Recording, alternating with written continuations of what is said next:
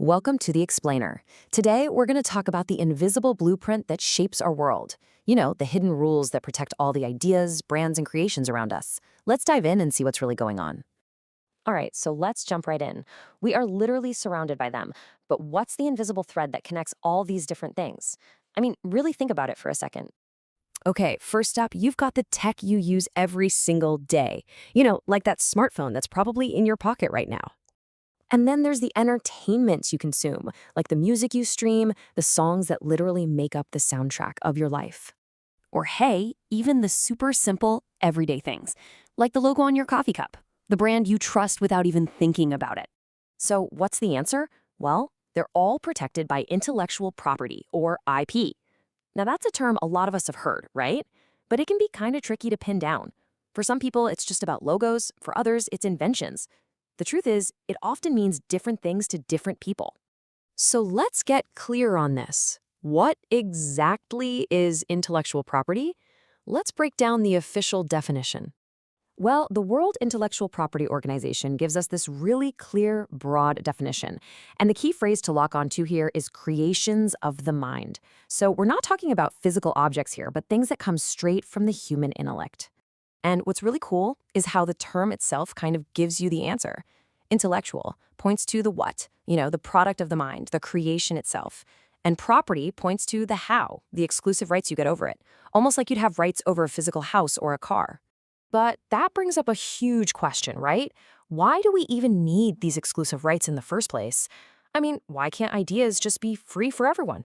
Well, the most common justification, and it's a really powerful one, is something economists call the incentive theory. And this slide just lays out the logic perfectly. Think about it. Creating something new, that's expensive. It takes time, money, effort. But copying it, especially in our digital world, it costs almost nothing. So without some kind of protection, creators could never make their money back, and the incentive to innovate would just disappear.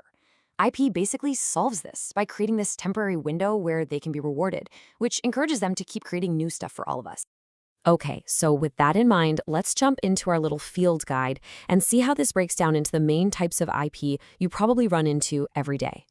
This table gives us a fantastic overview of the big four, and you'll notice right away, each one protects something different, has its own unique rules, and lasts for a very specific amount of time. So let's do a quick run through of each one.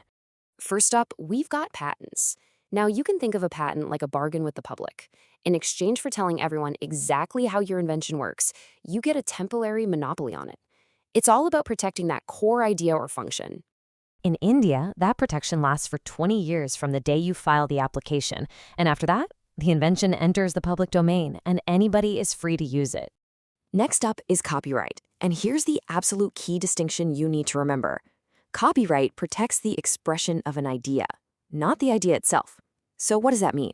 It means you can't copyright the general idea of, say, a boy wizard who goes to a magic school. But you absolutely can protect the specific words used to tell his story. And the best part? This protection is automatic for creative works, the very moment you create them. And just look at how much longer the protection is. For a book in India, it's typically the author's entire life plus another 60 years. Wow, that is a really long time. Then we've got trademarks. These are the logos, the names, even the sounds that act like a mental shortcut for us. They help us instantly identify where a product came from. So in short, they protect a brand's identity so we know exactly what we're buying. And finally, we have geographical indications, or GIs. Now, these protect products whose special reputation is tied directly to the place they come from. Think Darjeeling tea or Kashmir pashmina. The location itself is a huge part of the product's identity.